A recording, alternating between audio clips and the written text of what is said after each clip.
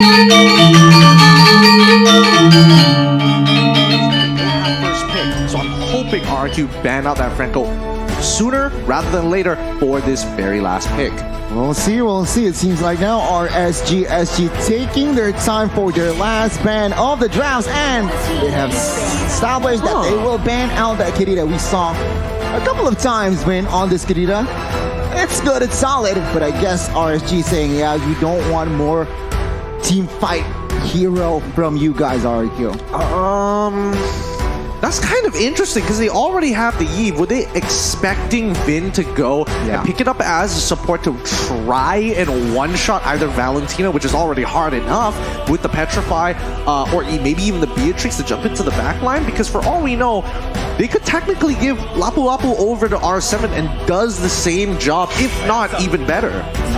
Okay, but it seems like the Hayabusa is going to be the ban here for RRQ HOSHI. And on that Lapu Lapu, I was thinking that Yu Song is still a possibility to be picked up, and so is the Cho up until this point. So RSG first pick here.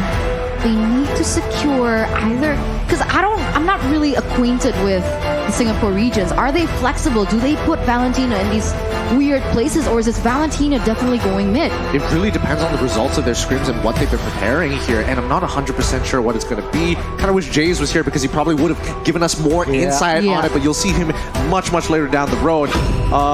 Is it going to be the Franco lock-in early here? No, they're actually going to take the Cho to try and make it really difficult and put maybe, wait, let me double check the bans. Okay, Rock is still open to go into the off lane here.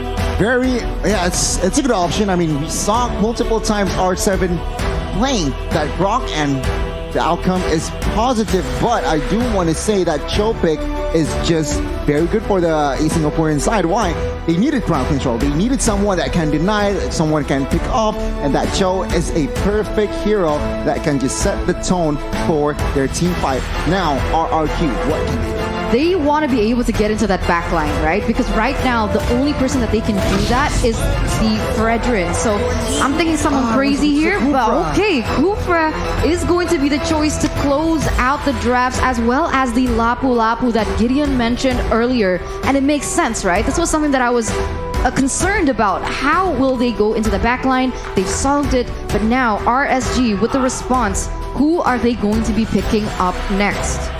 That's a tough question, but a very good hero here.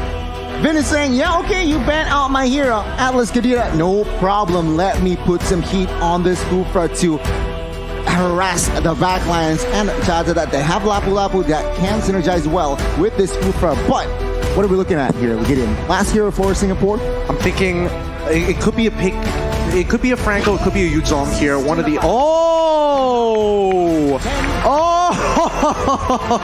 All right, I wasn't expecting this, to be honest.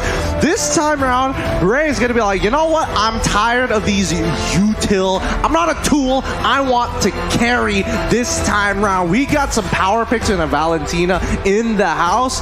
Very excited to see how RSG is going to utilize this. I'm surprised, right? Because the information that we got when we were doing briefings about RSG is that Ray doesn't use assassins. He's more of the tank fighter type, but he actually brought the Ling this time. And my question, that brings me to my question. My question was, is it the wisest decision to be picking up the Ling, realizing that the Kufra was already picked up by RRQ HOSHI? That's a bold pick. So I guess what they're saying, we don't care. You have a Kufra. Nah, let me let me just put it up there and just raise the posterior, man. Exactly. That's what you're expecting to do. Raise the posterior, call me daddy. Let's jump right into this game. One of these teams are going to be making up into the upper bracket. The others will be dropped down to the lower. It's RRQ HOSHI up against RSG Singapore.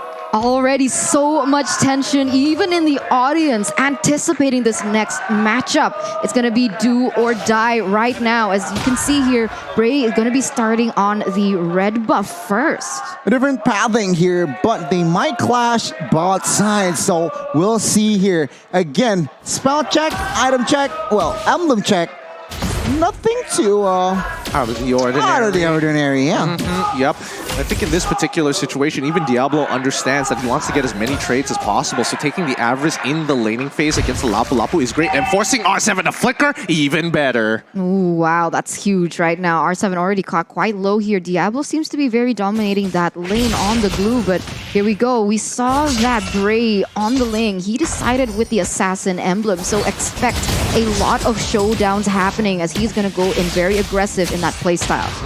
Yep, and here we go. I mean, when we looked at the keys to victories the last time, RRQ needed to look for those hard initiators, and I mean, that's what we see with Vin on this Kufra. Let's see if they can control the tempo as much as they want, because RSG, even though they don't necessarily need to fight, they can go for split pushes if they want to. They have a very mobile comp with Bray and Lolzy already on two of the most mobile heroes in the game. Yeah, they need to somehow extract the split push potential from this lane, indeed. But I do want to note this. RSG, they can step up the gas. Remember, they have Cho, they have Ling. I expect more aggressive aggression from the side of RSG. Realize that RRQ, I mean, Yves needs to wait level 4, Kufra needs to level 4, but all I hear is silence from the right side. I mean, to be fair, RSG, they still do need to wait for level 4 as well, right? Because Lolzy is not going to be able to have that pick-off potential yet, but on the bottom side. Blade gets petrified, forced to flicker away. Bravest Spider pops. R7 is a monster. Diablo, though, mounting on R7. Not enough damage. He realizes that, and he backs away as RRQ has the space to control and secure the first neutral objective by Secret Lab. It was really interesting because RSG understood that they were looking for a potential pick here down on the bottom side. Yes, it did fail, and that's due to just Clay being an absolute beast with his flicker. Times it perfectly to get out in the right time, and R7 also being able to peel for him. But RSG never had any intention of actually touching the turtle, which begs the question, right? Where is RSG actually playing for? And I think they're going to be playing for Baby Cakes, hoping that he evolves to Daddy Cakes sometime soon. Daddy Cakes. Daddy Cakes. I'm still not over that. Baby Cakes to Daddy Cakes, but here you go. Vin already charging for Lolzy, still going to be able to get out for now, but you can see that both teams, they're trying to vie for that mid lane pressure, and honestly, Valentina is very good at clearing those waves, but the rotations seem to be lacking as compared to RRQ, who are already in this top side. They want to punish, but notice that RSG on the bottom side making the same moves. Oh, Lolzy gets caught here. Tyrant's Rage and Revenge connecting, but not enough damage. Lolzy taking that, even he holds the flicker, but bot side 2v1 now. Wheel Manipulation pops Bravest Spider. R7 flickers away. And no casualties for the first 3 minutes. This is how RSG strives, right? They are reading the map really well. RRQ is trying to make some moves on their side, but the defense coming out from the Singaporeans, impeccable. Oh, Lolzy trying to find the right Jekundo. Oh, flickers to the wrong side. Bray, times the blade. Real Manipulation in the backside, too far off. And now we can see here one man, and that is Diablo.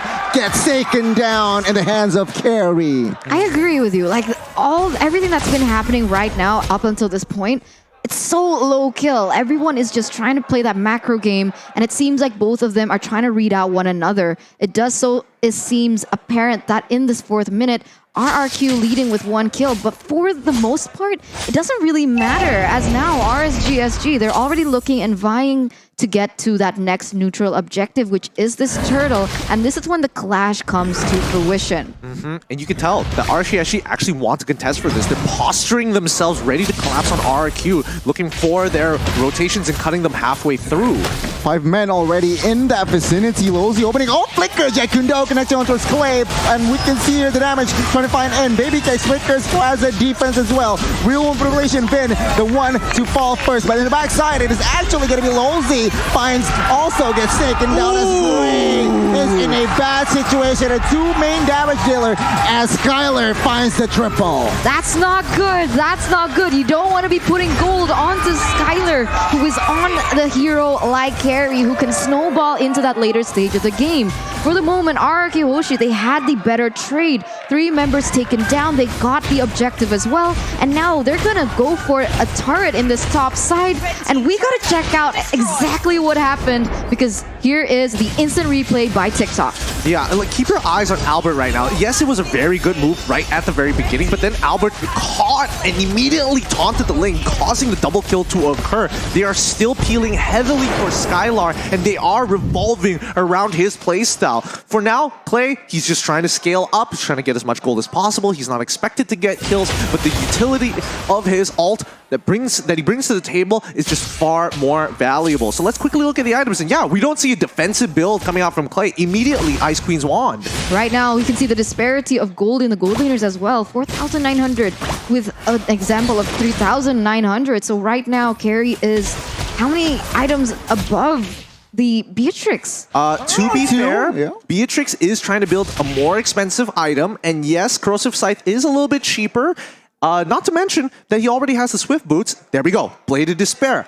I would have wished that Baby Cakes was able to finish one item rather than try to greed out to get the second one's components ready, up and ready. But hey, that's just me. Lozy, questionable target there. Still able to back off RRQ. Good setup though. As take a look at Skylar. You have 6 minutes in. 4 kills already. But I haven't seen Vin really get his ultimate on the right person just yet. I feel like every time they go for an engage, he hasn't been able to maximize the potential that he actually has. I think he understands that he doesn't have to, right? Because if he engages and fails, that puts his team at a bigger risk of giving free gold over to RSG, and that's not what they want. They want to slowly build up the lead. They have a 2.6, and now it's just small cuts upon small cuts. Oh, where Dragon Vin gets taken down. Take a look, Lozy there, taking a lot of heat as Clay finds the kill. And now Roy's in trouble. Skylar finding the kill as well, but Brave finds compensation, takes one down. And now Diablo using the split again. Skylar, he mounts him. Can he make something? Baby Cakes shut down.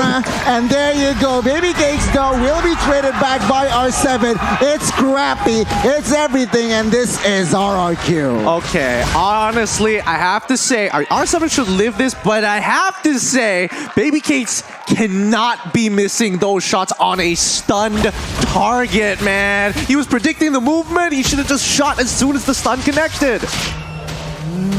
Seeing now the turtle here, RSG, trying to grab space. Oh, Vin gets caught. We'll see. That Bray patiently waiting for the execution as now Diablo in the backside. But take a look at the backside here. R7 gets caught. Skylar though finds Diablo, traded back, and now it's going to be an all-out war.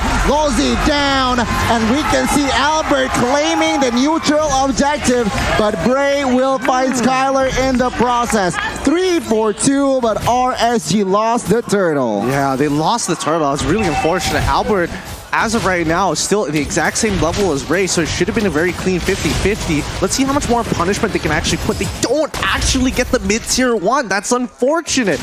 Wait, now actually Baby Cakes is going to whittle it down. So regardless, even though there is going to be more gold and EXP on the side of RRQ4 now, RSG's punishment after the turtle is going to be a big swing. That 2K lead now absolutely gone. Yeah, ping pong match all across the board here between RRQ as well as RSG, as even though Bray is on that emblem, he is still going to be able to get a neutral objective take as well as a tower in that top side. So slowly but surely they are advancing according to their keys to victory, where it's said that they were supposed to focus more on these objectives, and that's exactly what they're doing.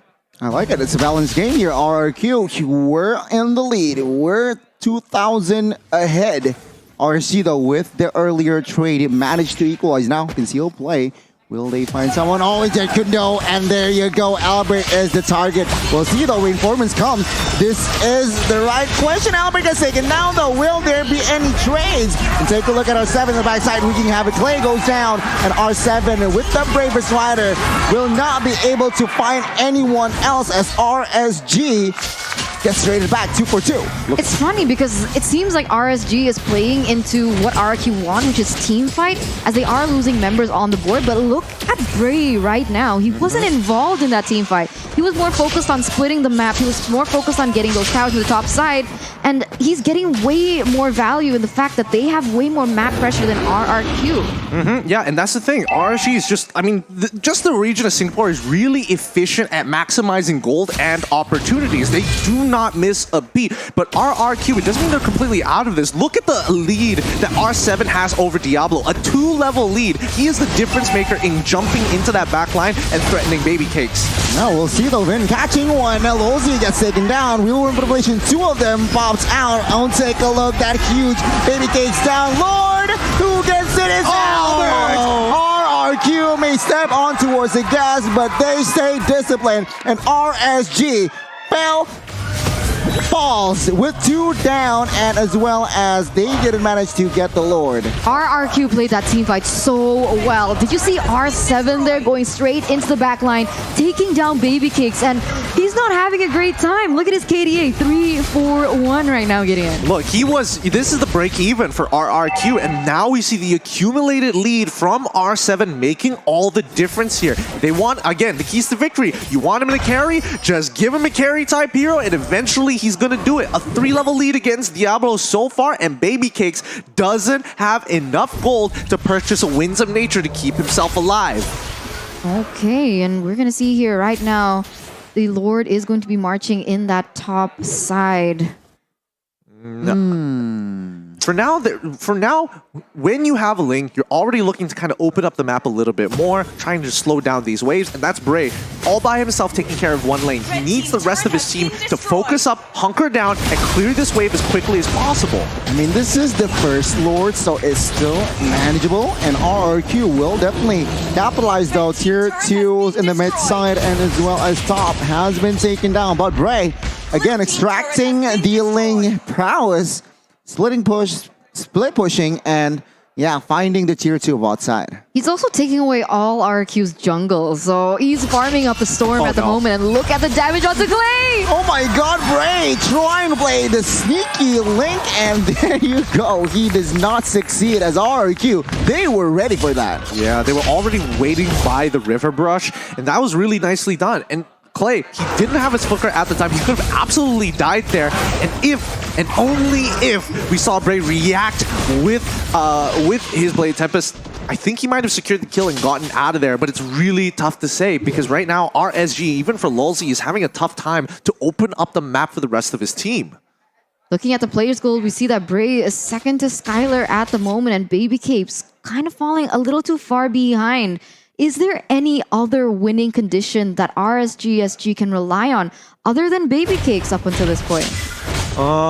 It's a bit tough. I would say that Roy is in a really good position. I mean, he's dishing out a lot of damage. The main issue is that he has to get in pretty close to the fight to steal an ultimate. I mean, and still, if they're planning for a fight, he has to steal the ultimate way before the fight even begins, rather in the middle of it. Okay, conceal. Oh my god, Jakundo connects, but no fallout damage. Oh, then catches 3, and Albert takes 1. And we can see now the collapse that RRQ. It was actually Lozi who set it up, but he gets punished right before the Lord. Man, and all the while, Bray's just chilling in this bottom side. RRQ, are they aware of this, or are they going to go straight for the Lord? This could still be a little tough here. Bray is level 15 to Albert's level 15. They are moving around trying to open up the map to make sure they know exactly where Ling could possibly be. He didn't show up bottom side, so here we go. A possible steal? No. Is RSG going to attempt it? Bray. Nah, too late. Way too late. Bray unable to do anything, and he doesn't even have his purple buff, so it's just not worth it. Yeah, a little bit too late to the party, and even Diablo stole the purple buff by accident. It was the little slime he left on the ground that exploded. That's just so unfortunate at a time like now where, especially when Bray needed it the most, that purple buff, hopefully that didn't cost them the game. I mean, it makes all the difference, right? Especially for a Ling. But right now, RRQ with a 4,000 gold lead, and they have a Lord on the way. It's looking quite scary because RRQ HOSHI, they have the better high ground in my opinion. only advantage perhaps that RRQ, they are on cooldown. Spell-wise here, no flickers, so nothing too crazy, nothing too aggressive. Perhaps RSG, they might have the information. Maybe. There's a good chance, but here we go. Inhibitors should start to fall. Let's see how RSG responds to this on all sides, getting shoved in. Wow, base turret mid side and top side has been taken down. RRQ, they are taking this slowly here. They want the bot side base turret first as RSG is still on the defense here. They are looking, they are waiting for the right moment perhaps. Looking for the right opening. Bin charges, does not connect here. As you can see here, still, both teams just dancing around for offense and defense. Still playing very disciplined though by RRQ standards, right? Usually they would want to go in for that invade straight on to the base, but no, they have actually opted to be more careful in that decision making. They tried to go in for that bottom side, but RSG, they defended that pretty well. Yeah, and they still managed to hold on to at least one of their inhibitor turrets for now. But here's the problem, right? This was RRQ's big moment to try and crack in and force a fight onto RSG. Bray geniusly slowing down the bottom side of the waves and then putting it in a situation where the waves aren't stacked properly, only mid as well as top side collapsing, but not even at the same time. Then catches Diablo. Is this the right target? Split is there, but take a look at the damage that Skylar gives. It's too much. He gets taken down, and RRQ, a 5v4 situation, and Albert, he's just styling. I mean, Skylar, 9-3 KDA up until this point. He also has the Athena shield, so just in case he has to go a little too close to someone like Roy, who's already dealing a lot of damage, he's respecting that. He's trying to increase his abilities to sustain in these team fights. It's tough. It's tough. Again, RSG is really relying on Lolzy. And yes, Lolzy is trying to make these plays. He's dying for them. But right now, I'm looking at Roy, and I need him to make a heroic play somewhere. He needs to back Lolzy up. He needs to be an active threat on the map. He's 0-1 and 8 so far, and 8 of those assists was with his team. But right now, he needs to do more. He needs to go that extra mile. Yeah, I get your point here as Bray. He's just chilling. He's just trying to do what he can do as a Ling behind. And yeah, I can see here the Lord is already contested. Yeah, it doesn't feel like Bray is chilling. He's doing so much for his team with splitting those waves. But once again, the contest for the Lord. They have to fight. Oh my god, catches Suvin with that Tyrant's Rage. Mortal bombs everywhere. Baby Cake, the first one down. Not a good sign as 1, 2, 3, 4 bodies has already been collected, and Bray gets shut down. Double kill for Clay, and this is going to be the end for RSG. The Kings of Kings will be confirmed securing the upper brackets. RSG will not be able to do and fight, will have to fight from the lower. Another crown for them to crush as RRQ HOSHI win this with a very dominant performance. At some point, it could have been RSGSG, but the way that RRQ played, they left nothing up to chance. They made little to no mistakes for RSG to capitalize on. And congratulations, as RRQ HOSHI are going to battle throughout M4 in the upper brackets. GG, well played to the Kingdom here, absolutely crushing it. Skylar doesn't feel like he missed position. Same goes to Clay. Their team moves as a unit, and the Kingdom sticks together. The franchise giants face off, and it is going to be RRQ who will take the throne for now. But yeah, congratulations again, RRQ. Wow, what a performance.